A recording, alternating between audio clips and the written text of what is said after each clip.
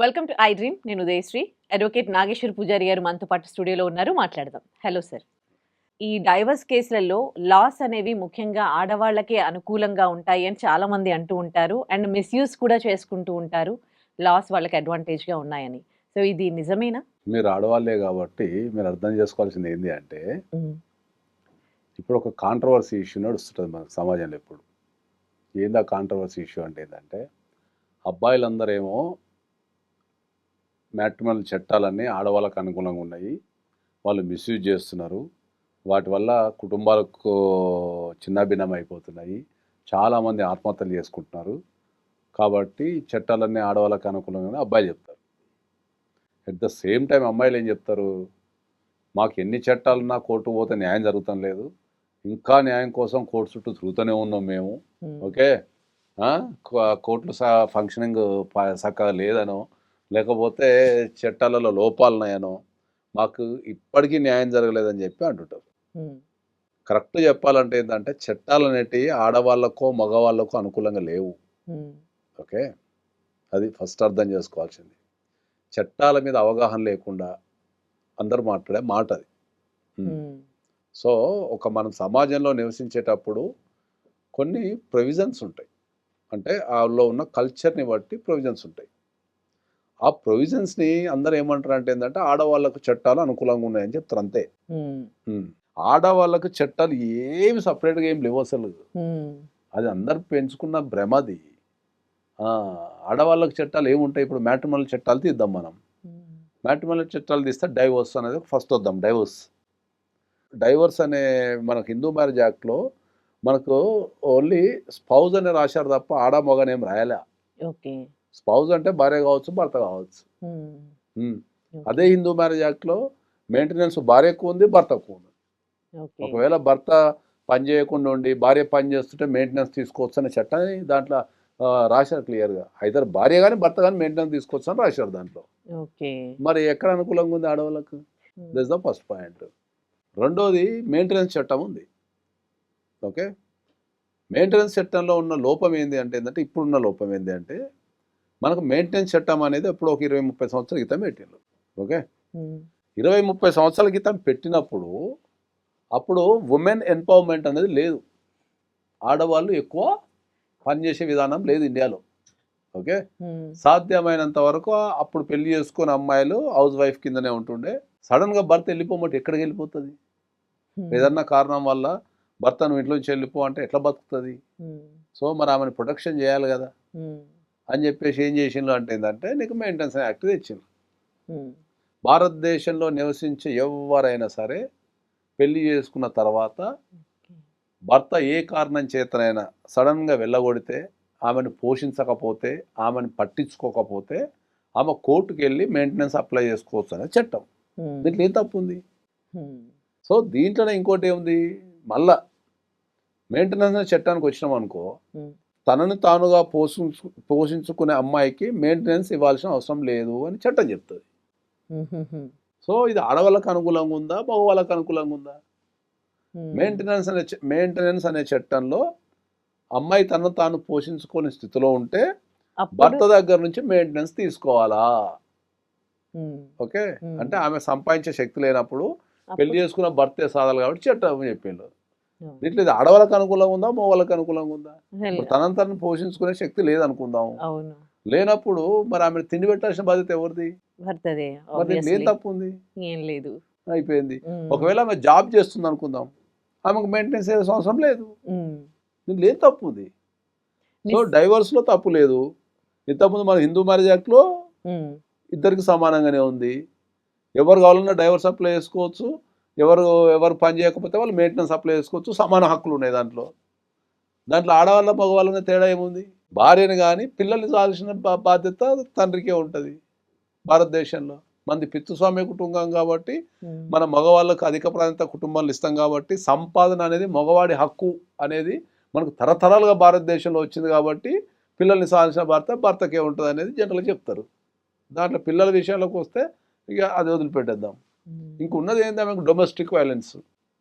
Domestic violence అంటే ఏంది? ఈ భారతదేశంలో పుట్టిన ప్రతి ఆడపిల్లకు చనిపోయేంత వరకు ఇది చాలా జాగ్రత్తగా వినాలి. పుట్టిన ప్రతి ఆడపిల్ల పుట్టినప్పటి నుంచి చనిపోయేంత వరకు ఉమ్, ఏ ఇతర కుటుంబ సభ్యుల ద్వారా ఏ రకమైన ఇబ్బంది ఎదురైనా ఆమె కోర్టుకు వెళ్ళి కేసు వేసుకోవచ్చు. అది డొమెస్టిక్ వైలెన్స్ ఉమ్, అయిపోయింది. అడిగి 1, 2, 3 ఇంకా ఉన్న చట్టాలు ఒక 498 ఉంది. 498 అని అయితే 100% మార్చాల్సిన అవసరం అయితే ఉంది. ఎందుకు? ఓకే, ఎందుకు అంటే ఏంటంటే 498 అనేది ప్రధానంగా ఏమైంది ఏంటంటే నాకు తెలిసి 1982లో పెట్టినట్టుంది. కొన్ని వందల సార్లు చెప్పినట్టు మనకు ఒక చట్టం అనేది ఎట్లా రూపొందించబడుతుంది అంటే ఏంటంటే ఆ దేశంలో ఉన్న పరిస్థితులను బట్టి ఒక చట్టాన్ని రూపొందిస్తారు. అంటే ఆ దేశాన్ని ఆర్గనైజ్ చేయాలి కాబట్టి, ప్రజలందరినీ ఆర్గనైజ్ చేయాలి కాబట్టి, వాళ్ళందరినీ ఆర్గనైజ్ చేయాలంటే అది ఏదైనా ఒక చట్టాన్ని రెడీ చేసి ఈ చట్ట ప్రకారం నేర్చుకుంటే అంటారు.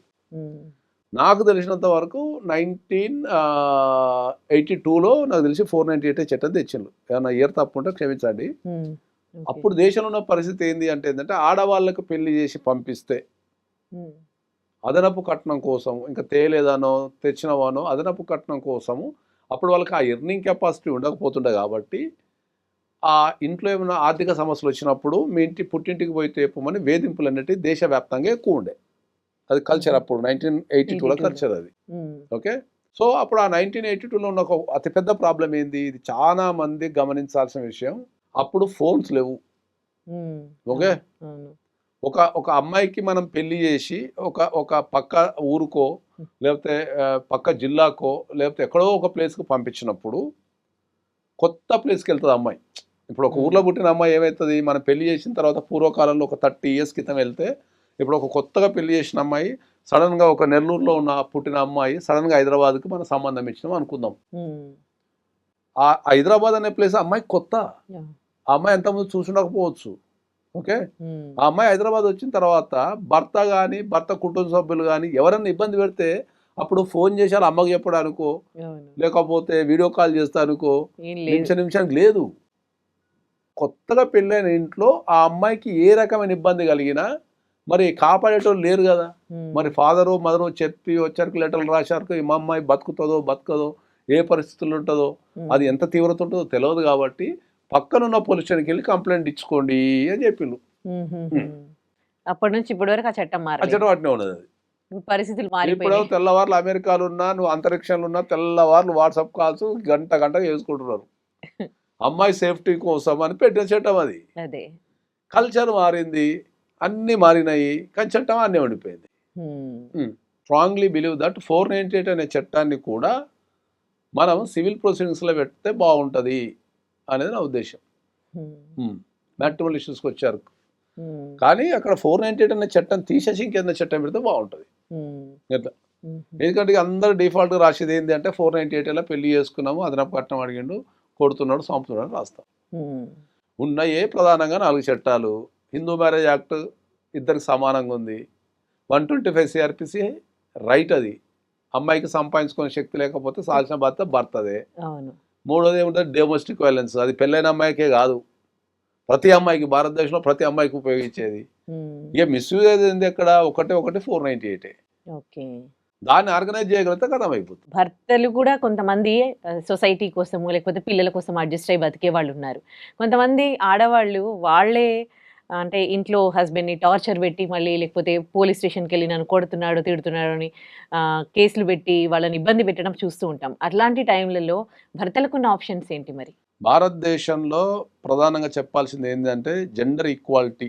మ్యాట్రిమోనల్ ఇష్యూస్లలో జెండర్ ఈక్వాలిటీ అనేది లేదు. ఎందుకు లేదు అంటే ఏంటంటే మనది పురుషాధిక సమాజం కాబట్టి తరతరాలుగా నాకు తెలిసి ఈ వ్యవస్థ పుట్టినప్పటి నుంచి పురుషుడే డామినేషన్ చేస్తుండు కాబట్టి ఇప్పుడు కూడా చట్టాలు అనేటివి స్త్రీలకు ప్రొటెక్షన్ కలిగించడానికి చేసిన చట్టాలే తప్ప సమాజంలో ఒక 5% 10% మీరు చెప్పిన కేసులు ఉంటాయి. భార్యల చేత దెబ్బలు తిన్న భర్తలు, భార్యలు పొట్టు కొడుతుంటారు అప్పుడప్పుడు. భార్య పేరు చెప్తేనే వీడు గజ్జన పోసుకుంటాడు అన్ని. అట్లాంటి కేసులు నేను చూసినా కాబట్టి చెప్తున్నా. సో అవి ఉన్నప్పుడు ఏంటంటే ఇక్కడ మనము ఇప్పుడు అమెరికా లాంటి దేశాలలో జెండర్ ఈక్వాలిటీ ఉంటుంది చట్టాలలో. సేమ్ కేసు అమెరికాలో ఒక భార్య ఇబ్బంది పెట్టినా, భార్య ఫోర్స్ చేసినా, ఏదైనా పని చేయమని ఫోర్స్ చేసినా, ఇబ్బంది పెట్టినా, కొట్టినా, తిట్టినా, బెదిరించినా, భయపెట్టినా ఈ ప్రలోభ పెట్టిన వాడు డైరెక్ట్ పొల్యూషన్ పై కేసు పెడితే కేసు తీసుకుంటారు, ఎంక్వైరీ చేస్తారు, అది నిజమని తేలితే అమ్మాయికి శిక్ష చేస్తారు. ఇక్కడ లేదు భారతదేశంలో. First of all gender equality అనేది లేదు. ఏది ఎస్పెషల్లీ మ్యాట్రిమోనల్ ఇష్యూస్కి వచ్చారు. రెండోది మన సమాజం కూడా ఏంటంటే ఎవడన్నా మొగోడిని పెళ్ళం కొట్టిందని చెప్పుకుంటే వాడిని సమాజం అంతా హేళన కింద చూస్తుంది కాబట్టి వాడు కూడా భయపడి అన్ని మూసుకొని తిరుగుతుంటాడు. ఫస్ట్ వాడిని పెళ్ళం కొట్టిందనగానే నీ పెళ్ళంతో దెబ్బలు తిన్నావురా అని, అరే పాపం వాడేదో పెళ్ళంతో కొడుతుంది కదా కాపాడాలని ఉద్దేశం ఉండదు మనోళ్ళకు. ఇంకా ఉల్టా వాడు దెబ్బలు తిని వస్తే ఆ దెబ్బకి ఇంకా మనోళ్ళు 2 దెబ్బలు వేస్తూ పెళ్ళంతో దెబ్బలు తిన్నావురా సిగ్గులేదంటే ఇంకా చెప్పి తిరుగుతుంటాడు. పాపం వాడు ఎవడన్నా అద్దుకుంటాడేమో చెప్పుకుందామని వస్తే వాడిని ఇంకా ఇబ్బంది పెడతారు. పాపం వాడు ఎవరితో చెప్పుకుంటాడు ఇక. కాబట్టి భారతదేశంలో నేను మొన్న నాకు తెలిసి ఎక్కడో న్యూస్లో చదివిన నేను, డొమెస్టిక్ వైలెన్స్ అగైనిస్ట్ మెన్ 15% ఉందంట ఇండియాలో. ఇప్పుడున్న ఆధునిక సమాజంలో భారతదేశంలో ప్రతి 100 కుటుంబాలలో పెళ్ళైన 100 కుటుంబాలలో 15 మంది పెళ్ళంతో దెబ్బలు తినటము, టార్చర్ భరించడము, అనుమానాలు, దెబ్బలు, వాళ్ళని బెదిరించడము, గుంజుకోవడము 15% ఉంది. మరి వాళ్ళకేంటి చట్టాలు వస్తాయి? ఇంకా అది 15% నుంచి 50% వచ్చినప్పుడు చట్టాలు వస్తాయి. అప్పటి వరకు ఒక తరం బలైపోతుంది. ఇంకా అంతేనా? ఒక తరం బలి కావాల్సిందే. బలిస్తే తప్ప కొత్త అయ్యే రాదన్నట్టు బలి కావాల్సిందే. వస్తాయి. డొమెస్టిక్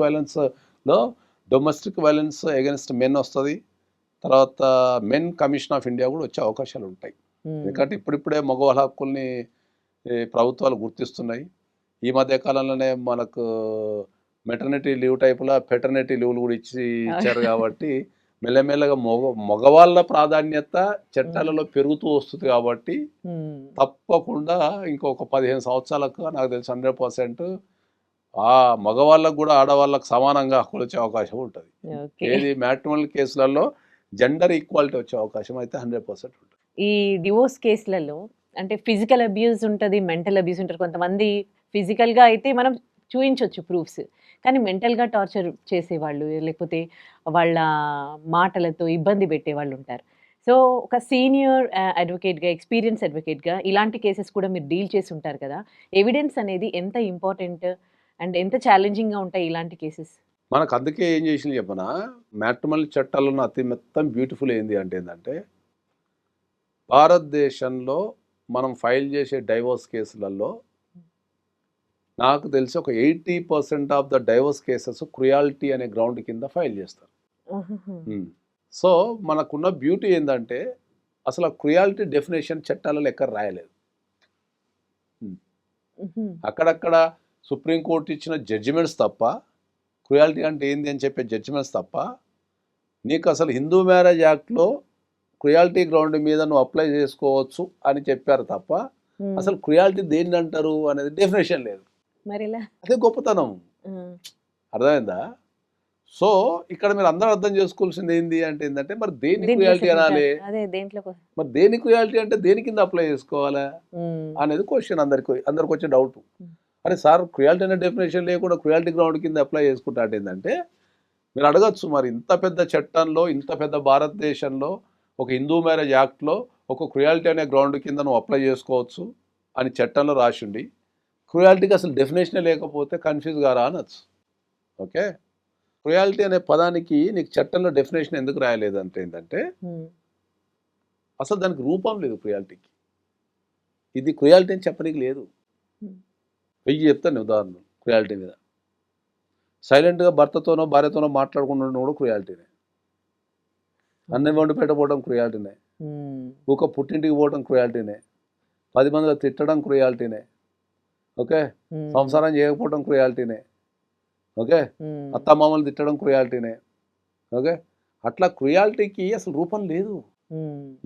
కొన్ని సందర్భాలలో మనం విచిత్రమైన కేసులు ఇట్టుంటాం మనం భారతదేశంలో. మ్యాట్రిమోనల్ ఇష్యూస్లో చాలా విచిత్రంగా ఉంటాయి.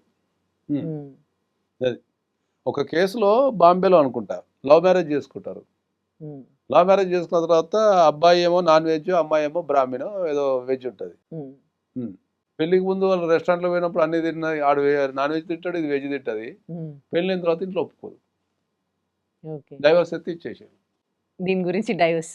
ఇచ్చేసిండు. అది కూడా క్రియాలిటీనే. వాడు ఏమంటాడు, she knows from before the marriage. నేను నాన్ వెజ్ అని తెలుసు, మేము రెస్టారెంట్ కొంతసార్లు పోయినాను తిన్నాం.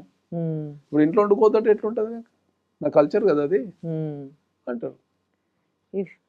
సో క్రియాలిటీకి ఇది అని చెప్పలేము మనం. క్రియాలిటీకి వీ కెనాట్ దాన్ని ఒక డెఫినేషన్ ఇచ్చేసి ఒక దగ్గర పెట్టలేము. గురకబోతుంటే నిద్రపోతున్న సందర్భాల్లో డైవర్స్ ఇచ్చిన సందర్భాలు కూడా ఉన్నాయి. గురకతో మై గాడ్ అనుమానంతో డైవర్స్ ఇచ్చిన సందర్భాలు ఉన్నాయి. ఓకే. ఒక కేసులో బెంగళూరులో అనుకుంటా, జాబ్ పర్పస్ మీద ఫ్రీక్వెంట్గా వాడు అటు వెళ్తుంటాడు కదా, ఫ్రీక్వెంట్గా అవుట్ ఆఫ్ స్టేషన్ వెళ్తుంటాడు కదా, నాకు మౌతో పనే ఉందని చెప్పి డైవర్స్ వేసుకుంటూ ఇచ్చేసాడు. క్రియాలిటీ అనే దానికి డెఫినేషన్ ఇదే ఖచ్చితంగా ఎందుకు ఇవ్వరు అంటే ఏంటంటే, క్రియాలిటీ అంటే ఏం లేదు, నీకు ఒక వ్యక్తితోని బతకలేని పరిస్థితిని క్రియాలిటీ అంటారు అంతే. ఓకే. బతకలేని పరిస్థితిని క్రియాలిటీ అంటారు. అట్లా క్రియాలిటీ మీద చిత్ర విచిత్ర కేసులు చెప్తాను నేను. ఒకడు స్నానం చేస్తున్నాడు, 2 రోజులకు ఒకసారి స్నానం చేస్తాడు, డైవర్స్ తీసుకున్న సందర్భాలు ఉన్నాయి. అవును. ఇంకోటి ఎప్పుడు ముక్కులో వెళ్ళి పెట్టుకుంటాడు, అంటే ఎప్పుడు ఎక్కడ 10 మంది ఇట్లా ముక్కులో వెళ్ళి పెట్టి గెలుపుతుంటాడు. అది సీరియస్. వాడు తింటుంటే ఆడ మీటింగ్లు జరుగుతుంటే, అరే ఆడ ముక్కులో వెళ్ళి పెట్టుకోదురా నాయన అంటే కూడా పెట్టి ఇట్లా గెలికి ఆడ ఇట్లా చేతికి రాస్తుంటాడంట. What I'm telling. అప్పుడు ఆ అమ్మాయి ఆడ ఫీల్ అవుతుంది, అరే ఈ 10 మందిలో ముక్కులు వెళ్ళి పెట్టుకొని గెలుపుతుంటాడు, తినేటప్పుడు అట్టే చేస్తుంటాడంట, ఏదో కూర్చుని అట్టే చేస్తున్నాడంట, వాడి వల్ల నాకు ఇబ్బంది ఎదురైతుంది, మాతో బతకలేని వాబో అని చెప్పి డైవర్స్. సో ప్రపంచం అంతా ఏమనుకుంటారు అంటే ఏంటంటే, డైవోర్స్ అనే పదం అనేది కాంప్లికేటెడ్ అనుకుంటారు. కానీ డైవోర్స్ అనే పదం చాలా ఈజీ. అది ఎంత ఈజీ అంటే ఏంటంటే, నీకు సింప్లిఫై చేస్తే ఒక వ్యక్తితోని కలిసి ఉండలేని ఏ పరిస్థితి అయినా డైవోర్స్ అంటారు. పైసలు ఇవ్వడు కుటుంబాన్ని నడపడానికి, లేకపోతే మొత్తం కుటుంబం నడపడానికి 5,000 ఇచ్చి నడుపుకో అంటారు కదా. అర్థమైందా? ఎవరో ఖర్చు పెడతాడు, వాడు అప్లపాలు అవుతాడు, ఇదంతా క్రియాలిటీనే. వాడు వాని సంపాదన 10,000 ఉంటుంది, వాడు ఎప్పుడు 20,000 ఖర్చు పెడుతుంటాడు ఇంట్లో, అది క్రియాలిటీనే. చాలా సందర్భాలలో నీకు అసలు చెప్తే క్రియాలిటీ గురించి చెప్తే, వెకేషన్ తీసుకెళ్ళలేదని కూడా డైవర్స్ ఇచ్చిన రోజులు ఉన్నాయి. ఒక మనకు ఢిల్లీ హైకోర్టు వెకేషన్ 1 yearకి ఒక్కసారి కూడా వెకేషన్ తీసుకెళ్తాడు, ఎప్పుడు ఇంట్లోనే పెడుతున్నాడు అని చెప్తే కూడా, అవును మరి ఆమె కూడా తిరగాలి కదా, 1 year ఒకసారి తిరగాలి కదా అని డైవర్స్ ఇచ్చిన రోజులు ఉన్నాయి. మీరంటే డైవర్స్ కేసెస్ సంవత్సరాలు నడుస్తాయి కోర్టులలో అని, ఈ చిన్న చిన్న విషయాలకు వీళ్ళకి ఎట్లా డైవర్స్ కేసెస్ వీళ్ళు తీసుకుంటున్నారు డైవర్స్, అసలు నాకు అర్థం కావట్లేదు. ఫస్ట్ ఆఫ్ ఆల్ అందరూ అర్థం చేసుకోవాల్సిన విషయం ఏంటంటే, మనం 100 డైవర్స్ కేసు అప్లై చేస్తే, మనం ఇప్పుడు హైదరాబాద్లో ఒకటే కోర్టు ఉండి ఆ కోర్టులో 100 డైవర్స్ కేసెస్ అప్లై చేస్తే, నోటీస్ పంపగానే 50% of the divorce cases out of the court settle అయిపోయి 50% ఎగిరిపోతాయి నోటీస్ పంపగానే. ఇద్దరికి డైవర్స్ తీసుకోవాలని ఉంటుంది, వీళ్ళిద్దరికి అవుట్ ఆఫ్ ద మ్యారేజ్ వెళ్ళిపోవాలని ఉంటుంది. కానీ చెప్పడానికి భయపడేటోళ్ళు 50% ఉంటారు. అమ్మో నేను చెప్తే నాకేం పోతుంది, వాడు చెప్తే ఏం పోద్దు, వీడు చెప్తే ఏం పోద్దు, అమ్మో నేను ముందనద్దు, వాడన్న తర్వాత చూద్దామని తిరిగేటోళ్ళు 50% ఉంటారు. ఇద్దరికి డైవర్స్ కావాలని ఉంటుంది, కానీ అది చెప్పకుండా రోజు పంచాయతీ పెట్టుకుంటుంటారు, మెడకేస్తే కాలుకేస్తుంటారు, అంతే తప్ప వాళ్ళు చెప్పుకోరు ఎప్పుడు. నేను పంపించిన కేసులలో 50% డైవర్స్ నోటీస్ పోగానే మేము కూడా దీనికోసం ఎదురుస్తున్నాం, నువ్వు వేసిన కదా చెప్పు పంచాయతీ అని కూర్చుంటారు. ఇక 50% 50% of the cases divorce notice పోగానే సెటిల్ అయిపోతాయి. ఇది వాస్తవం. అది ఫస్ట్ పాయింట్. రెండోది ఏముంటుంది ఏంటంటే, ఒక నాకు తెలిసి ఒక 20% of the cases with in the 6 months to 8 months close అవుతాయి. అది కూడా అవుట్ ఆఫ్ ద కోర్టే. ఎందుకంటే వీళ్ళు డైవర్స్ అయ్యానే, నువ్వే నాకు డైవర్స్ చేస్తాను, సంగతి చెప్తా ఆగని చెప్పి అని ఇద్దరు మొత్తం కొట్లాటకు కోర్టుకు పోతారు. ఒక 6 నెలలు కోర్టుకు పోగానే కథ అలసిపోతారు. వామ్మో ఈ కోర్టుకు పోయి డేట్లు తెచ్చుకోవడం తప్ప ఏం లేదు ఈడ అని చెప్పి అలసిపోతారు. మా కోర్టుకు పోతే ఏదో మిరాకిల్ జరుగుతుందని పోతారు. వీళ్ళకి ప్రాసెస్ అర్థం కాదు. వీళ్ళు ప్రాసెస్ అర్థం చేసుకోకుండా, అమ్మ నువ్వే నాకు డైవర్స్ పంపిస్తాను, సంగతి చెప్తానే వాని మీద 4 కేసులు వేసో ఏదో చేసి ఇద్దరు కలిసి ఒక 6 నెలలు సీరియస్గా కోర్టు తిరుగుతారు. 6 నెలలకు అర్థమవుతుంది, అమ్మో ఇదేదో తేడా ఓడుతున్నది, ఏదో తేడా వచ్చిందని మళ్ళీ అందరూ కూర్చొని పెడతారు. మ్యూచువల్ అండర్స్టాండింగ్ వెళ్ళిపోతారు. మళ్ళా వీళ్ళ కోర్టుకు అప్రోచ్ కాగానే వీళ్ళకున్న డౌట్స్, క్లారిఫికేషన్స్ అది ఓపెన్ అప్ అయిపోతుంది కదా కోర్టు. అప్పటిదాకా కోర్టు దాచుకున్నట్టు ఉంటుంది. ఇక వీళ్ళు 4 సార్లు కోర్టు తిరగని వీళ్ళకి అంత అర్థం అయిపోతుంది. ఇక అమ్మో ఈడేదో ప్రాబ్లం అవుతుందని అయిపోతుంది. అంటే నువ్వు ఒక ఇయర్లో ఒక 100 కేసులు వేస్తే ఇప్పుడు నేను చెప్పిన దాని ప్రకారం నోటీసు పంపగానే 50% వెళ్ళిపోతారు. కోర్టుకి వెళ్ళిన 6 to 8 monthsలో 20%, అంటే 70% of the cases with in the 1 yearలోనే అయిపోతాయి. ఓకే. ఒక్క 20% of the cases with in the 2 yearsలో క్లోజ్ అయిపోతాయి. డైవర్సేషన్ దగ్గర నుంచి ఇలాంటి 20%. అవి ఎట్లా క్లోజ్ అయితే చెప్తున్నది. వీళ్ళకి ఇట్లా ఎవరో చనిపోవడము, ఆ 2 years గ్యాప్లో కుటుంబంలో ఎవరైనా చనిపోవడము, ఓకే, వీళ్ళ జాబ్ మారటము, లేకపోతే దేశం మారటము, ప్లేస్ మారటము, లేకపోతే అబ్బాయిని ఎవరైనా గోకటమో అమ్మాయిని ఎవరైనా గోకటమో జరుగుతుంటుంది. గోకి వాళ్ళు ప్రెజర్ పెడుతుంటారు, ఎంతకాలం నువ్వు డైవర్స్ తెచ్చుకోవాలని ప్రెజర్ పెడుతుంటారు. ఇక లేకపోతే అంతకుముందే బాయ్ ఫ్రెండ్ గర్ల్ ఫ్రెండ్ ఉంటే ఇంక ఇంతకాలం డార్లింగ్ ఇక దేవా డైవర్స్, ఇక మన జీతం ఇంతేనా అని వీళ్ళు అంటారు. వీళ్ళు కూడా ఇరిటేట్ వచ్చి ఆ చనిపోయినప్పుడు రిలేషన్ కావటము, ఒక యాక్సిడెంట్ జరగటము, ఆరోగ్యం ఖరాబ్ కావటము, లేకపోతే వీళ్ళకి జాబ్ విషయంలో ప్లేస్ మూవ్ కావటము, కంట్రీ మూవ్ కావటము, ఈ రకరకాల ఇబ్బందులు ఎదురవుతాయి వీళ్ళకి ఈ 2 yearsలో. ఇప్పుడున్న జనరేషన్లో ఏంటంటే జాబ్స్ పీక్ ఉంటే జాబులు చేంజ్ కావటము, ప్రొఫెషన్ చేంజ్ కావటము, లేకపోతే పార్ట్నర్స్ ఈజీగా దొరకటము, పక్కన ఖాళీగా ఉండి కొట్టుకోవడం, ఇవన్నీ జరుగుతాయి కదా. ఇక ఆ 2 yearsలో ఏంటంటే ఇక వాళ్ళు ఒక డిసిషన్కి వచ్చేస్తారు, అబ్బాయి జీవితం ఎక్కడ స్ట్రక్ అయిపోయినట్టుంది, అమ్మాయి వెళ్ళిపోదాం ఎందుకు అన్న టైప్లో అయిపోయి వాళ్ళు రియలైజేషన్ అయిపోతారు. వెంబడి రిలేషన్ గారు వీళ్ళు. ఫస్ట్ బ్యాచ్ ఏమో 50% ఆఫ్ ద బ్యాచ్ ఏమో నోటీస్ పంపని రిలీజ్ అవుతారు. సెకండ్ 20% బ్యాచ్ ఏమో 6 నెలలు 8 నెలలు కోర్టు తిరగానే వాళ్ళు తొందరగా గ్రహించేస్తారు, అమ్మ ఇక్కడ ఏం లేదు అని జంపు. ఇంకొద్దిగా మొండోళ్ళు ఉంటారు, వాళ్ళు ఏంటంటే ఒక 2 yearsలో వాళ్ళ జీవితంలో ఏదో ఒక మిరాకిల్ జరగాల. చనిపోవటము, ఆరోగ్యం ఖరాబ్ కావటము, కెరీర్ చేంజ్ కావటము, కంట్రీ మారటము, ప్రొఫెషన్ మారటము, లేకపోతే ఎవరో గోకటమో జరిగేటప్పుడు వీళ్ళు రియలైజ్ అవుతారు, అమ్మో ఇదేదో ఉందంటది. అంటే మనం వేసే కేసులలో 90% ఆఫ్ ద కేసెస్ రిజల్ట్ రావు. ఇది వాస్తవం. ఇక రిజల్ట్ వచ్చేది ఏంది, గట్ 10%. గట్ 10% మన టీవీలలో పేపర్లలో చూసేది. వేసిన డైవర్స్ అన్ని కనుక కోర్టే తీర్పిస్తే నిర్ణయించబడుతుందని అనుకుంటే ఇంటికో కోర్టు పెట్టాలి.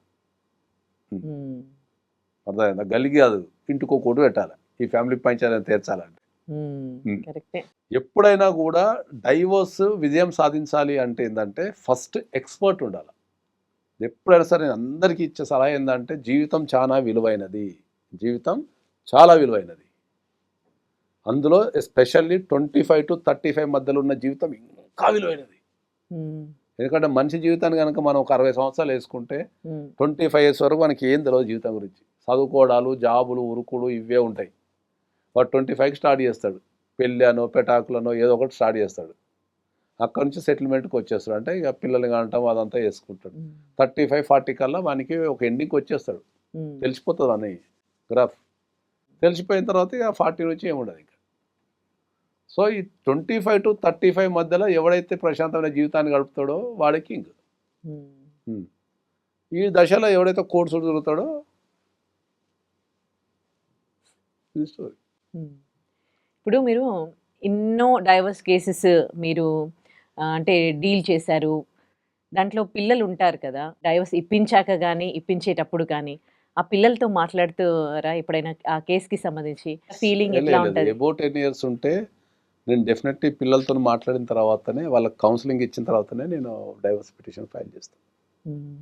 అబౌట్ 10 years అంటే వాళ్ళకి ఒక ఆలోచించే శక్తి, జీవితంలో ఏం జరుగుతున్నది, అరే ఇంట్లో గొడవ అవుతున్నది, వాళ్ళ మనసు మీద ముద్రపడే అవకాశాలు ఉండి వాళ్ళు జీవితంలో కన్ఫ్యూజన్కి వెళ్ళిపోయే అవకాశం ఉంటుంది. కాబట్టి చిన్నపిల్లలు ఉంటే నేను పట్టించుకోను. కానీ అబౌట్ 10 years ఉన్న పిల్లల్ని కంపల్సరీ డైవర్స్ చేయాలంటే కంపల్సరీ పిలిచి వాళ్ళకి ఎక్స్ప్లెయిన్ చేసి కౌన్సిలింగ్ ఇచ్చి వాళ్ళ మద్దతు తీసుకున్న తర్వాతనే డైవర్స్ అనేది ఫైల్ చేయడం జరుగుతుంది. వాళ్ళతో చెప్పకుండా డైవర్స్ ఫైల్ చేయలేము. ఎందుకంటే డైవర్స్ అనే ప్రాసెస్లో తెలవని ఆ పెస్ పిల్లలు నలిగిపోతారు. సరే నలిగిపోతారు అంటే వాళ్ళ జీవితాన్ని కూడా ఖరాబ్ చేసుకునే అవకాశాలు ఉన్నాయి. వాళ్ళకి అర్థం కాని సిచ్యువేషన్ ఉంటుంది, తల్లిదండ్రులు చెప్పలేరు. చెప్పే తల్లిదండ్రులు ఏంటంటే వాళ్ళ వర్షన్లో చెప్తుంటారు పిల్లలకి, ఓకే, వాళ్ళ వర్షన్లో పిల్లలకి చెప్తుంటారు. ఈ చెప్పే క్రమంలో ఏంటంటే వాళ్ళు నలిగిపోతారు. నలిగిపోయి రేపు సమాజానికి వాళ్ళు ఒక ఇబ్బందికరమైన పరిస్థితులు తయారవుతాయి. చాలామంది పెళ్ళిళ్ళు చేసుకోకపోవటము, ఒకవేళ పెళ్ళిళ్ళు చేసుకున్న హరాస్మెంట్ చేయటము. ఇప్పుడు చాలా కేసులలో ఫాదర్కి మదర్కి గొడవ అవుతుంది, గొడవైన తర్వాత ఆ పిల్లగానికి ఒక దగ్గర ఆ మదర్ ఏదో ఇబ్బంది పెడుతుంది అనిపించి ఆడవాళ్ళ మీద కక్ష పెంచుకొని పెళ్ళిళ్ళు చేసుకొని స్పెషల్గా ఆడవాళ్ళని సతాయించే కేసు కూడా చూశాను నేను.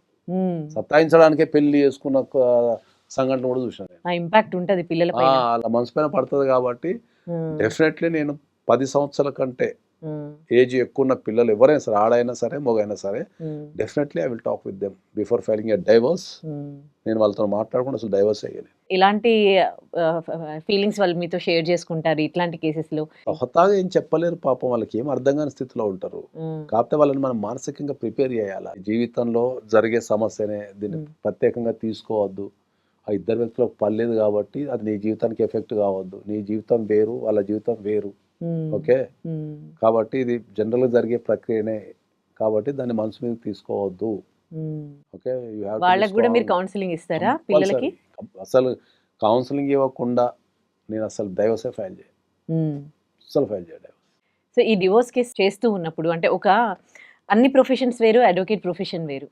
ఇప్పుడు డాక్టర్ అనుకోండి, వాళ్ళ ఇంట్లో ఏమన్నా జరిగింది అనుకోండి, ఆ కేసు ఇప్పుడు ఆయన సర్జరీకి వెళ్ళకుండా ఆయన లీవ్ తీసుకుంటారు. కానీ మీరు అట్ ఏ టైం కొన్ని వందల కేసెస్ మీరు డీల్ చేస్తూ ఉంటారు. అలాంటి టైంలో ఏదైనా అన్ఎక్స్పెక్టెడ్ థింగ్స్ మీ ఫ్యామిలీతో జరిగిన, మీ రిలేటివ్స్లో జరిగిన ఆ కేసెస్ పైన ఆ ఇంపాక్ట్ అనేది ఎట్లా ఉంటుంది? అండ్ ఇంపాక్ట్ పడకుండా ఆ కేసెస్ డీల్ చేయడం అనేది how challenging it is. And మీరు ఒకసారి చెప్పారు మీ ఫాదర్ కూడా మీరు కేసు ఏదో చనిపోయిన రోజు కోర్టుకి వెళ్ళాను. చనిపోయిన కోర్టుకి వెళ్ళాను. తప్పదు. ఇప్పుడు మనకు నేను ఎప్పుడైనా ఏం చెప్తా ఏంటంటే కొన్ని ప్రొఫెషన్స్కి ఒక వ్యక్తి సక్సెస్ కావడానికి కాకపోవడానికి తేడా ఏంటంటే ఆ ప్రొఫెషన్కి ఏమైతే క్వాలిఫికేషన్స్ ఉన్నాయో అవి నువ్వు పాటిస్తే సక్సెస్ అవుతావట. అందరూ ఏం చేస్తారంటే వానికి నచ్చినట్టు ఉండి ఆ ప్రొఫెషన్ వీనికి నచ్చినట్టు ఉండాలనుకుంటారు. ఒక డాక్టర్ ప్రొఫెషన్ అంటే కొన్ని రూల్స్ అండ్ రెగ్యులేషన్స్ ఉంటాయి. ఒక అడ్వకేట్ ప్రొఫెషన్ అంటే రూల్స్ అండ్ రెగ్యులేషన్స్ ఉంటాయి. ఒక పోలీస్ అంటే రూల్స్ అండ్ రెగ్యులేషన్, ఒక ఎమ్మెల్యే అంటే రూల్స్ అండ్ రెగ్యులేషన్స్ ఉంటాయి. వాటికి తగ్గట్టు నువ్వు మారాలా, అంటే ఆ ప్రొఫెషన్ తగ్గట్టు నువ్వు మారాలి. కానీ మనిషి ఎక్కడ ఫెయిల్ అవుతాడు? నీ లెక్క నువ్వు ఉండి ఆ ప్రొఫెషన్ నీ దగ్గరికి రమ్మంటుంటావు. అందుకే మనిషి అక్కడ ఫెయిల్ అవుతాడు. మీకు అర్థమయ్యే భాషలు చెప్తా. ఇప్పుడు ఒక సైనికుని అనుకుందాం, నువ్వు ఎక్కడో బార్డర్లో పని చేస్తుంటావు, నీ ఇంట్లో ఎవరో చచ్చిపోతారు, ఏదో దేశంలో పాకిస్తాన్కి ఇండియాకి ఏదో చర్చలు జరుగుతుంటాయి. అప్పుడు పోయి నువ్వు మీ మేజర్తోనో మీ పై ఆఫీసర్తోనో పోయి సార్ మా ఇంట్లో కూడా చచ్చిపోయిన పోతా అంటే లేపుతంటారు. వాడు అడగడు ఫస్ట్ ఆఫ్ ఆల్, ఎందుకంటే సైనికుడికి నేర్పిస్తారు అక్కడ నీ కుటుంబం కంటే ఎక్కువ నీ దేశం ఇంపార్టెన్స్ అని నేర్పిస్తారు. ఓకే, అట్లా ఒకటి ఉంటుంది. రెండోది మా అడ్వకేట్ ప్రొఫెషన్లో అయిందానికి కాందానికి కాళ్ళే తీసుకుంటారు. ఓకే, అయిందానికి కాందానికి. ఓకే, ప్రతి చిన్న విషయాన్ని కాళ్ళు తీసుకుంటాం మా జూనియర్స్. నేనేమంటా, నువ్వు అమెరికాలో పని చేస్తున్నావు అనుకో, నీ ఇంట్లో ఎవరిదో XYZ ఎవరిదో కింద కింద బర్త్డే పోతావు, ఫ్లైట్ వేసుకొని వస్తావు. అసలు ఎవరిని బడేకని వస్తావు నువ్వు, ఎవరిని పెళ్ళికని వస్తావు నువ్వు, రావు కదా. మరి అప్పుడైతే నీకు ఎగ్జామ్షన్ ఉంటుంది. కానీ ఇక్కడ ఉంటావు కాబట్టి పక్కన వెళ్ళిపోతా అంటావు పని వదిలిపెట్టి. అంటే అక్కడేమో నీకు పని ముఖ్యం, ఇక్కడ మాత్రం ఈ పని వదిలిపెట్టి నువ్వు పెళ్ళిపోతావు. నువ్వేమి ఇచ్చిన ప్రొఫెషన్కి అంట. నేను కొన్ని ప్రొఫెషన్స్ వాళ్ళు జీవితాల్ని త్యాగం చేస్తేనే వాళ్ళు సక్సెస్ అవుతారు, సొసైటీలో పేరు వస్తుంది. అందులో ప్రధానంగా అడ్వకేట్ ప్రొఫెషన్కి ఎవరన్నా టైమింగ్స్ పాటిస్తే వాడు సక్సెస్ కాడు. వాడు 24 hours యుద్ధంలో సైనికుల లెక్క కత్తి పట్టుకొని రెడీగా ఉండాలి. ఎందుకంటే ఎప్పుడు ఏ కేసు వస్తుందో, ఎవరిని కాపాడాల్సి వస్తుందో, ఎప్పుడు ఎవడు అరెస్ట్ అవుతాడో, ఎప్పుడు ఎవరికి ఏ ప్రాబ్లం వస్తుందో అనేది ఎవ్వడు గెట్ చేయలేడు. వాడు మానసికంగా ప్రిపేర్ అయి ఉండాలి. ఎస్, రాత్రి 2 గంటలకు ఫోన్ వచ్చినా కూడా అరెస్ట్ అయినాం సార్ అంటే ఆ పక్కన కోటేసుకొని పోయి వాదించేటట్టు ఉండాలి. 99% ఆఫ్ ద అడ్వకేట్స్ నువ్వు రాత్రి 2 గంటలకు ఫోన్ చేసి సార్ నేను అరెస్ట్ అయినా సార్ అని ఎవడని చెప్పిండు అనుకో, సరే అరెస్ట్ అయినా కదా జైలుకి పోరే పొద్దున బెయిలేస్తాను పాడుకుంటా. వానికి అవసరమైనప్పుడు నువ్వు ఎమర్జెన్సీ ఉన్నప్పుడు నువ్వు వర్క్ చేయాలంట. జనరల్ క్వశ్చన్స్ వేరు, మాకు కూడా కాల్స్ వస్తుంటాయి, ఏనో కూర్చొని సార్ ఏడో కూర్చుని ఆడ కూర్చున్నట్టు, అది ఇగ్నోర్ చేయడం వేరు. కానీ వాడు నిజంగా అవసరం ఉన్నప్పుడు పోయి నిలబడకపోతే నీ ప్రొఫెషన్కి ఏం వాల్యూ ఉందంట. నేను అడ్వకేట్ ప్రొఫెషన్ కావచ్చు, డాక్టర్ ప్రొఫెషన్ కావచ్చు, తర్వాత మీరు అన్నట్టు పోలీస్ ప్రొఫెషన్ కావచ్చు, తర్వాత కట్ చేస్తే మీకు జర్నలిస్ట్ కావచ్చు. ఎక్కడో అన్యాయం జరుగుతుంటే పోయి నిలబడాల్సిందే తప్ప ఎన్నో ఇల్లు కాలుతుంటుంది, లేకపోతే ఏదో బస్సు కాలుతుంటుంది, లేకపోతే ఎవడో చచ్చిపోతుంటాడు. నువ్వు రాత్రి వాడుకున్నా రేపు పొద్దున్న వచ్చిన తర్వాత మళ్ళీ పొడుచుకోండి అంటే పొడుచుకుంటాడు. ఆ? ఏదో అల్లర్లు జరుగుతుంటాయి. దాన్ని చిత్రీకరించాల్సిన అవసరం ఇప్పుడు మనోడు రాత్రి అంతా నిద్రపోలేనట్టుంది. మనోడు ఏం చేస్తున్నాడు? నిద్రపోతున్నాడు ప్రొఫెషన్. అది జర్నలిస్ట్ ప్రొఫెషన్ కూడా ఏంది అంటే ఎక్కడో అల్లర్లు జరుగుతున్నాయి అనుకో, అప్పుడు క్యాప్చర్ చేయాలి. రాత్రి 2 గంటలకు కూడా ఫోన్ చేసి అల్లర్లు జరుగుతున్నాయి అంటే నేను ఇప్పుడు వండుకుంటా మళ్ళీ పొద్దున అందరు లేచి కొట్టుకోండి, అప్పుడు చిత్రించుకోవడానికి లేదు కదా.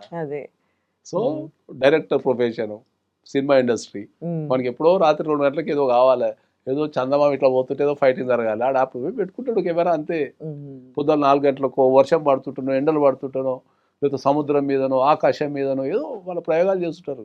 అవి ఆ టైంలో చేయాలి తప్ప నీ నచ్చిన టైంకే చేయలేవు.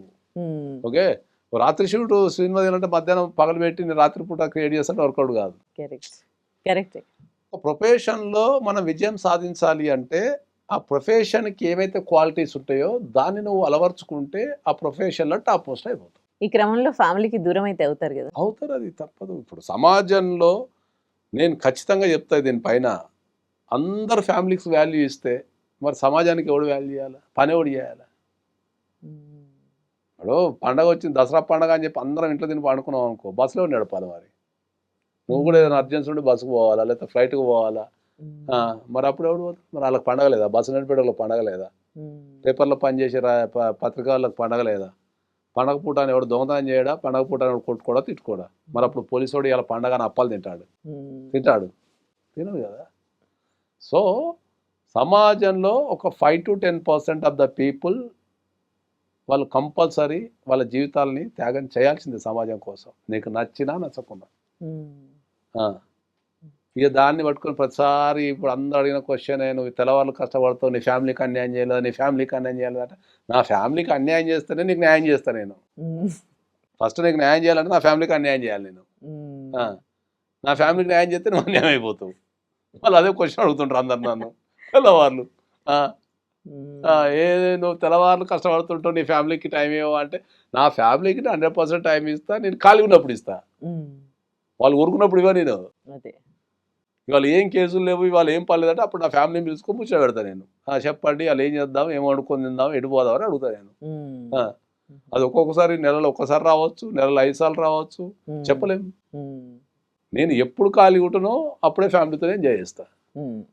నేను మరీ ఖాళీ చేసుకొని ఫ్యామిలీతో ఎంజాయ్ చేయను. నేను ఒక అడ్వకేట్ వృత్తిలో ఛాలెంజింగ్ ఏమైనా అనిపించాయా? Every day is a challenge, every day is challenge advocate ప్రొఫెషన్లో. ఎందుకంటే సక్సెస్ఫుల్ అడ్వకేట్ కావటం అనేది చాలా ఛాలెంజింగ్. అది ఒక్కసారి పేరు వచ్చిన తర్వాత నిలబెట్టుకోవడం చాలా కష్టం, చాలా కష్టపడాలి దానికి. అది తెలుస్తున్నది అది. ఎందుకంటే ఎవరికి తెలియనప్పుడు, ఈ ప్రపంచానికి తెలియనప్పుడు ఎట్లా బతికినా నడిచిపోయింది. ఇప్పుడు మాత్రం అన్ని సక్సెస్ఫుల్ అడ్వకేట్ అయిన తర్వాత దాన్ని నిలబెట్టుకోవాలంటే ఇంతకుముందు 5 గంటలు పని చేస్తే ఇప్పుడు 15 గంటలు పని చేయాల్సి వస్తున్నది. ఆ సక్సెస్ నిలబెట్టుకోవాలంటే చాలా కష్టం అది. అడ్వకేట్ ప్రొఫెషన్ అంటే నాకు తెలిసి అన్ని ప్రొఫెషన్ల కంటే, ఈ దేశం మొత్తం మీద అన్ని ప్రొఫెషన్ల కంటే కష్టమైన profession, the most valuable profession advocacy అని చెప్తాను. నువ్వు ఏ ప్రొఫెషన్ తీసుకో, ఇప్పుడు డాక్టర్ ప్రొఫెషన్ ఉంది, వాడు ఓన్లీ హాస్పిటల్ పోతారు, ఇంటికి పోతారు అంతే. అవును. మా అడ్వకేట్ ప్రొఫెషన్లో కోర్టుకు పోవాలా, పోలీస్ స్టేషన్ పోవాలా, పంచాయతీలో పోవాలా, మళ్ళీ ఆఫీసులో పని చేయాలి. 4-5 వర్క్ ప్లేస్లు ఉంటాయి మాకు. మళ్ళీ పొద్దంతా కోర్టులో పని చేయాలి, రాత్రి అంతా ఆఫీసులో పని చేయాలి. Double duty. అది ఫస్ట్ పాయింట్. నీకు డాక్టర్ డ్యూటీ అనుకో, వాడు సావంగానే ఇట్లా చేయబడతావు, ఆ చచ్చిపోయింది నెతకబండి అంటావు అంతే, డాక్టర్ డ్యూటీ అయిపోతుంది. వాడు చచ్చిన తర్వాత మన ఆస్తులన్నీ మేము ఇంకా వాడు చచ్చిన తర్వాత ఇంకో తరం చచ్చిన తర్వాత మేము పంచాలి. వాడు వీళ్ళమ్మ రాసినా రాయకుండా మన ఆస్తులు ఏం చేయాలి, వాడి ఆశయాలు ఏంటి, వాడు ఇట్లా మొత్తం వాడు ఇట్లా చచ్చిండు, సంపబడ్డా, వీడే చచ్చిండా, ఆత్మహత్య చేసుకుండా. అంటే మనిషి చచ్చిన తర్వాత కూడా మా ప్రొఫెషన్ ఎగ్జిస్టింగ్ ఉంటుంది. అదేదా ఇప్పుడు రామజన్మభూమి ఉంది, ఎప్పటి స్టోరీ అది? 1980s. రాముడు ఎప్పటి స్టోరీ? దశాబ్దాలు. అట్లాంటిది కూడా మొన్నటిదాకా కూడా సుప్రీంకోర్టులో వాదించినాం మేము. ఉమ్. అయోధ్య రామ జన్మభూమి, అక్కడ మేము గుడి అవును కట్టుకుంటాం, కదా. మాకు అవకాశం ఇవ్వండి అని చెప్పి. అవును. అర్థమైందా? ఆ. ఆ? ఉమ్. అంటే అంత పని ఉంటుంది మాకు. కరెక్టే. ఉమ్. ఉమ్. మనిషి పుట్టక ముందు పని ఉంటుంది, మనిషి పుట్టక ముందు కూడా పని చేయాలి మేము. ఉమ్. డాక్టర్ పుట్టడానికి ఇంజక్షన్ ఇస్తాడా? పుట్టబోయేటోనికి అయితే ఇంజక్షన్ ఇవ్వడు కదా. అవును. మేము పుట్టబోయిన కూడా మేము వీలునామాలు రాసుడు, లేకపోతే అవి రాసుడు, ఇవి రాసుడు, ఓకే. చాలా పనులు ఉంటాయి మాకు. ఉమ్. సచిన తర్వాత కూడా పనులు ఉంటాయి. ఆడు బతికినంత కాలం సచినంత పని ఉంటుంది. ఏమైనా చెప్తున్నారు ఆ. అడ్వకేట్ పని గురించి అసలు. ప్రొఫెషన్లో, అడ్వకేట్ ప్రొఫెషన్లో నేను మొత్తం మునిగి తేలిన కాబట్టి తననే చెప్పగలుగుతున్నా. నేను తెల్లవార్లు మునిగి తేలి తేలి ఈత కొట్టి కొట్టి అలసిపోయినా కాబట్టి నేను దాన్ని ఆ కొన ఎట్టు నుంచి అని చెప్పగలుగుతాను నేను. ఉమ్. ఆ, ఓకే. ఇట్లా. కేసు గెలుస్తామో లేదు అని ఒక భయం అనేది మీరు అంటే ఎర్లీ స్టేజ్లో ఎక్స్పీరియన్స్ చేశారా? అండ్ ఇప్పుడు మీకు ఆ ఫియర్ అనేది ఉంటుంది ఏదైనా కేసు తీసుకుంటున్నప్పుడు? నాకు అసలు ఫస్ట్ ఆఫ్ ఆల్ ఏ కేసులో కూడా ఫియర్ ఉండదు. ఫస్ట్ నువ్వు ఎంత పెద్ద కేసు తెచ్చుకో, నేను దాన్ని అవలీలుగా చెప్పేస్తాను. నేను దాన్ని ఉమ్. ఎందుకు అంటే ఏంటంటే, చట్టంలో ఉన్న ప్రొవిజన్స్ అన్నీ తెలిసిందనుకో వాడు మ్మ్. కేసుని అటెండ్ చెప్తాడు. ఫస్ట్ నుంచి లేదా మీకు ఫియర్? ఓకే. ఫస్ట్ నుంచి లేదు, ఫస్ట్ నుంచి కాన్ఫిడెంట్ ఫస్ట్ మీరు. నుంచి లేదు. కాబట్టి ఏంటంటే నాకు నమ్మకం ఏంటంటే చట్టాన్ని ఎటు నుంచి అటెండ్ తిప్పగలగచ్చు. ఓకే, ఉమ్. చట్టానికి రూపం లేదు, అవును. ఎటు నుంచి అని ఎటు తిప్పచ్చు. నువ్వు తలుసుకుంటే, అంటే నేను అడ్వకేట్ తలుసుకుంటే కేసుని ఎటెండ్ తిప్పచ్చు అంట నేను. అది నా పర్సనల్ అభిప్రాయం. కాబట్టి నాకు అసలు ఆ ఫియర్ ఏం లేదు. ఏ కేసు చేసినా కూడా ఫియర్. మీరు సొసైటీ పైన చాలా రెస్పాన్సిబిలిటీగా మాట్లాడుతూ ఉంటారు కదా.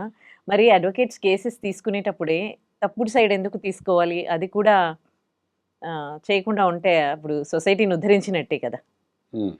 చాలా ఇప్పుడు మంది తప్పు చేసిన వాళ్ళ సైడ్ కూడా తీసుకొని ఇప్పుడు మీరు డైవర్స్ కేసులలో చాలా ఇప్పుడు సందర్భాల్లో నువ్వు మాట్లాడారు. వెజ్ తింటావా, నాన్ వెజ్ తింటావా? రెండు తింటా. రెండు తింటావు కదా. ఆ, మరి నాన్ వెజ్ నువ్వు తినాలంటే ఒక జంతువుని అయితే చంపాలి కదా. అది ఓకే. కూడా ప్రాణే కదా. అది ఉమ్, కోడు మేకను ఏదో ఒకటి అయితే కోసుకొని తింటేనే కదా, అది దాన్ని చంపితేనే కదా నీ కడుపులోకి వచ్చేది. ఉమ్. మరి అది నీకు పాపం అనిపిస్తాను లేదా? ఇట్లా తీసుకొచ్చి నీకు పాపం అనిపిస్తాను లేదా అది? అంటే నువ్వేమో కసా కసా కోసుకొని తింటావు, కానీ మేము మేము ఎవడన్నా అన్యాయం చేస్తే మాత్రం వాడిని తరఫున వాదించొద్దు అంటావు. ఇలా తీసుకొచ్చారా అదే మీరు? First point. రెండో ఓకే. పాయింట్ టెక్నికల్గా చెప్తా. సరే, మేము అన్యాయం చేసిన తరపున వాదించినాం అనుకుందాం, శిక్ష పడకుండా ఆపగలిగే శక్తి మాకుందా? ఉమ్, లేదు. మరి దేశంలో పడే శిక్షలన్నీ అన్యాయం చేసినట్టే కదా.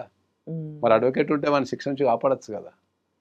ఉమ్, ఓకే. సో అక్కడ న్యాయం అన్యాయం, అడ్వకేట్కి న్యాయం అన్యాయం అంటే ఏముండదు. ఓకే, కరెక్ట్ అడ్వకేసీ అంటే ఏంది? దాన్ని వకాలత అంటాం. వకాలత అంటే ఏంటంటే నీ తరపున వాదించడానికి కొన్ని పెట్టుకుంటావు అంతే. ఉమ్, చట్టంలో ఇంతకుముందు చెప్పినట్టు ప్రతిదానికి ఒక ప్రాసెస్ ఉంటుంది. ఆ ప్రాసెస్ అనేది కామన్ వ్యక్తి తెలియదు కాబట్టి నువ్వేం చేస్తావు అంటే ఆ ప్రాసెస్ తెలిసి పెట్టుకుంటావు అంతే. నువ్వు చెప్పాలనుకున్నదే వాళ్ళ ద్వారా చెప్పిస్తావు అంతే. దాన్ని అడ్వకేసీ అంటారు జనరల్గా. ఓకే. కాబట్టి నువ్వు న్యాయం చేసినావు అన్యాయం చేసినావు అనేది ఎవరు డిసైడ్ చేస్తాడు? The court will decide. Okay. Judge decide చేస్తాడు. ఉమ్, నువ్వు ఏం చెప్పాలనుకుంటే చెప్పాలంతే. ఉమ్, స్కిల్డ్ అడ్వకేట్ అంటే ఏంటంటే దాన్ని అటు ఇటు మసిపూసి మారగేసి కాపాడతాడు. ఆ కాపాడే పర్సెంట్ కూడా ఎంత ఉంటుంది? 1-2% ఉంటుంది. చాలా కేసులలో కాపాడలేదు. ఫస్ట్ ఆఫ్ ఆల్ ఇప్పుడు శిక్ష పడేది అయ్యే కేసులలో ఒక 5% శిక్ష పడతాయి. ఉమ్, మిగతా ఏం శిక్ష పడవు. అన్ని కాంప్రమైజ్ అవుతుంటాయి. ఏదో దశలో కాంప్రమైజ్ అవుతుంటాయి. మ్యాక్సిమం కాంప్రమైజ్ అవుతాయి. ఉమ్, చీటింగ్ కేసులు ఉంటాయి, కాంప్రమైజ్ అవుతాయి ఎక్కువ శాతం. ఉమ్, ఓకే. అమ్మాయిలు మోసం చేసిన కేసులు ఉంటాయి, కాంప్రమైజ్ అవుతాయి ఎక్కువ శాతం. ఉమ్, కేసులు కావటం వేరు, రిజల్ట్ రావటం వేరు, రెండు చాలా తేడా ఉంటుంది. ఓకే. అర్థమైందా? ఉమ్, ఓన్లీ శిక్షలు ఏం పడతాయి? హీనియస్ క్రైమ్స్లలో, మర్డర్ కేసులలో అవి కాంప్రమైజ్ కానీకి ఉండదు. ఓకే. మర్డర్ కేసులు, ఆత్మహత్య ప్రేరేపించిన కేసులు, పసిపిల్లల మీద దాడులు జరిగినాయి, సొసైటీ మీద దాడులు జరిగినాయి, బాంబుల కేసులు, శిక్షలు పడితే జైలుకు పోతారు, అనుభవిస్తారు. ఉమ్, వ్యక్తులను చంపింది కావచ్చు, ఆత్మహత్యకు ప్రేరేపించింది కావచ్చు. అంటే ఎబో 7 years శిక్ష పడే ప్రతి కేసు కూడా మ్యాక్సిమం శిక్షలు పడతాయి.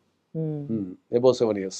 ఓకే. ఓకే. ఓకే, అది ఎక్కడన్నా అన్లెస్ అంటిల్ ఫాల్స్ కేసులలో ఇరికించో, లేకపోతే సాక్ష్యాలు లేకపోతానో అట్లాంటి కేసులలో వాళ్ళు విడుదల చేయబడతారు. కానీ ఉమ్, మ్యాక్సిమం ఎబో 7 years పడే దాంట్లో నీకు 50% కేసులు పక్కా శిక్షలు పడతాయి.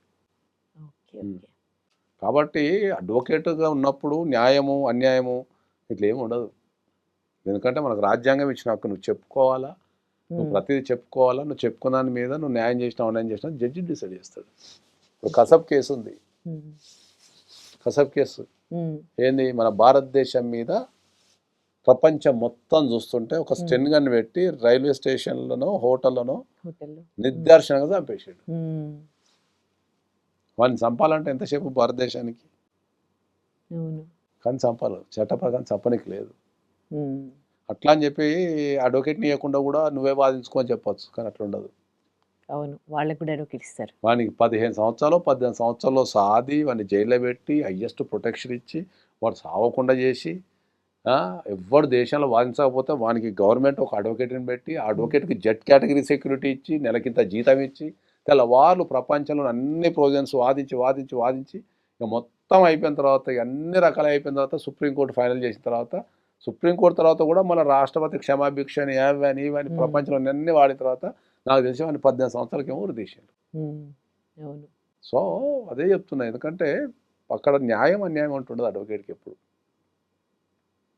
ఒకళ్ళు వస్తాడు నన్ను కాపాడమని, ఒకళ్ళు వస్తారు, ఒకళ్ళు వచ్చినప్పుడు సాధ్యమైనంత వరకు వాళ్ళని చివరి వరకు కాపాడటం అనేది అడ్వకేట్ డ్యూటీ, అంతే. అక్కడ వ్యక్తి న్యాయం చేసిండా అన్యాయం చేసిండా, ఇప్పుడు మర్డర్ చేసినప్పుడు వచ్చి బెయిల్ వేయమంటున్నాను, నువ్వు మర్డర్ చేసిన బెయిల్ అని నీకు లేదు మాకు. ఇప్పుడు మా అడ్వకేట్ ప్రొఫెషన్ని అంటున్నావు కదా, మరి ఇంకో ప్రొఫెషన్ కూడా చెప్తా. డాక్టర్ ప్రొఫెషన్ ఉంటుంది, ఒక నోటోరియస్ క్రిమినల్ ఉంటాడు, వాని కోసం ప్రపంచం మొత్తం తిరుగుతుంటుంది. ఒకటే బస్సులో డాక్టర్ వాడు పోతుంటాడు, చాలా పాపం డాక్టర్ తెలియదు, సపోజ్ పక్కన యాక్సిడెంట్ అవుతుంది, వాడు సాగు బతుకుల మధ్యలో కొట్లాడుకుంటుంటాడు అనుకుందాం. ఒక డాక్టర్ ఉన్నాడు అనుకో, అమ్మ వీడు నోటోరియస్ క్రిమినల్, వీడి కోసం ప్రపంచం మొత్తం తిరుగుతుంది, అమ్మ వీడు చచ్చిపోని అని చెప్పి సూనికి లేదు. Irrespective of the situation first వాడిని కాపాడాలా, వాడిని కాపాడి ట్రీట్మెంట్ చేసి పోలీసు వాళ్ళు పట్టేయాలి, అంతే తప్ప అబ్బా నువ్వు భగవంతుడు చూసుకున్నాడు నీకు బలి అయిందని నీకు లేదు. అవి ఏమన్నా స్క్రిప్టెడ్ కేసులు ఉంటే నడుస్తాయి, కానీ జనరల్ డాక్టర్ డ్యూటీ ఏముంటుంది, వాడు ఎవడైనా కానీ ఫస్ట్ వాడిని ప్రాణం పోయాలి. ఓకే, ప్రాణం పోసిన తర్వాత వాడు కాదేమో, వాడు చేయలేదేమో, మర్డర్ చేయకుండా ఉంటాడు, ఎవడో చేసాడు వీని మీద నూకిండేమో, ఏమో తెలుసు, అది ఎంక్వైరీ చేయాలి కదా, కాబట్టి అట్లా ఉండదు. నాకు ఒక డౌట్ వచ్చింది, ఇప్పుడు తప్పుడు సైడ్ ఉన్న వాళ్ళ సైడు వాదించడం అంటే డ్యూటీ అని అంటున్నారు కదా, ఒకవేళ మీలాంటి అంటే ఎక్స్పీరియన్స్ ఉన్న వాళ్ళు టేకప్ చేశారనుకోండి, మీరే గెలిచే ఛాన్స్ ఉంటాయి కదా. ఎంత శాతం గెలుస్తాం, that's what I am asking, ఎంత శాతం గెలుస్తాం, పెద్ద పర్సంటేజ్ ఏమి ఉండదు, అవి మొదటి 2-3% ఉంటుంది. నువ్వు ప్రపంచంలో ఏ పని చేసినా వేస్టేజ్ ఉంటుంది. ఏ రూల్ పెట్టు దానికి 2-3 తొరలు ఉంటాయి. కాబట్టి పెద్ద ఇప్పుడు ఒకవేళ కింద కోట్ల తప్పించుకున్నా 5 కోట్ల పడుతుంది, ఆ 5 కోట్ల తప్పిన 5 కోట్ల పడుతుంది. అందుకే ఇన్ని చెకింగ్స్ పెట్టింది వ్యవస్థలో, అర్థమైందా. ఒకవేళ కింది కోట్లు నేను గెలిపించినా మన 5 కోట్ల మళ్ళీ అప్పీల్ పోతే పడే అవకాశం ఉంటుంది, ఆ నుంచి ఇంకో అప్పీల్కి వెళ్ళే అవకాశం ఉంటుంది. కాబట్టి అట్లా ఏమి ఉండదు. తప్పులు అంటే భగవంతుడు will decide, either judge will decide. Advocate duty ఏంది, వాదించడం మాత్రం advocate duty. Right, thank you.